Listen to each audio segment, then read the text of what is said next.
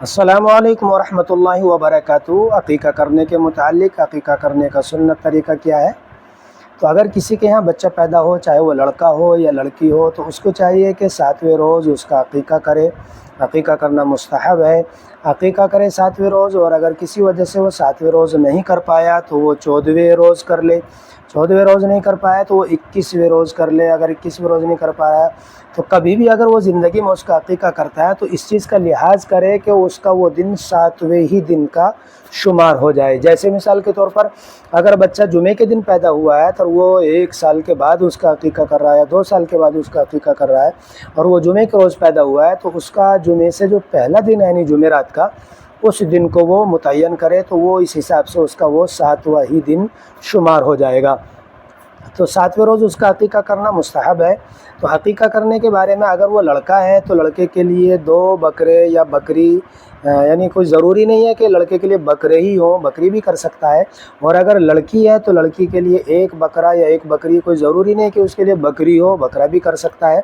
حالانکہ عوام میں یہ بات پھیلی ہوئی ہے کہ لڑکے کے لیے بکرے ہوں اور لڑکی کے لیے بکری ہوں، ایسا نہیں ہے۔ لڑکے کے لیے بکری کر سکتا ہے اور لڑکی کے لیے بکرا کر سکتا ہے، اس میں کوئی حرج نہیں ہے، جیسی وسعت ہو ویسا وہ کر سکتا ہے۔ تو لڑکا ہے تو اس کے لیے 2 بکرے لے لے یا 2 بکری لے لے، اور اگر لڑکی ہے تو 1 بکری لے لے یا 1 بکرا لے لے۔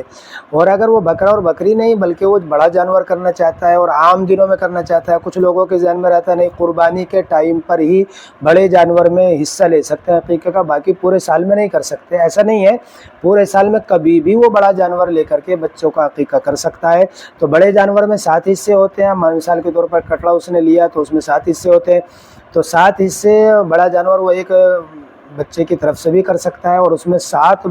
حصے کے حساب سے، مثال کے طور پر لڑکے بھی کہیں ہیں لڑکی بھی کہیں ہیں، تو اس میں حساب جوڑ دو، 2 حصے لڑکے کے لگاتا چلا جائے اور 1 حصہ لڑکی کا لگاتا چلا جائے، یعنی اس میں 7 حصے بھی بڑے جانور میں عقیقے کے طور پر کر سکتے ہیں۔ پورے سال کبھی بھی قربانی کے ٹائم پہ بھی کر سکتے ہیں اور قربانی سے الگ پورے سال کبھی بھی کر سکتے ہیں، اس میں کوئی حرج نہیں، عقیقہ ہو جائے گا۔ حالانکہ کچھ لوگ سوچتے ہیں کہ بڑے جانور میں نہیں ہوگا، اگر قربانی کا ٹائم ہے تو ہو جائے گا، پورے سال نہیں ہوگا، تو ایسا نہیں ہے، کبھی بھی بڑے جانور میں عقیقہ کر سکتے ہیں۔ تو عقیقہ کرنے کے لیے جو عقیقہ کا گوشت ہے تو بہتر یہ ہے کہ اس کے 3 حصے کر لے، 1 حصہ اپنے لیے، 1 حصہ رشتہ داروں کے لیے، 1 حصہ غریبوں کے لیے،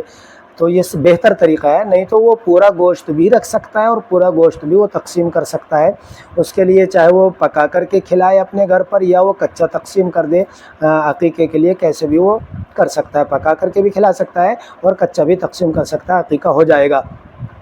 تو عقیقے کے جانور کے لیے بھی وہی شرائط ہیں جو قربانی کے جانور کے لیے شرائط ہیں، یعنی عقیقے کا جانور بھی 1 سال کا ہونا چاہیے، بکرا یا بکری جیسے کہ قربانی کے لیے شرط ہے کہ وہ 1 سال کا ہونا چاہیے۔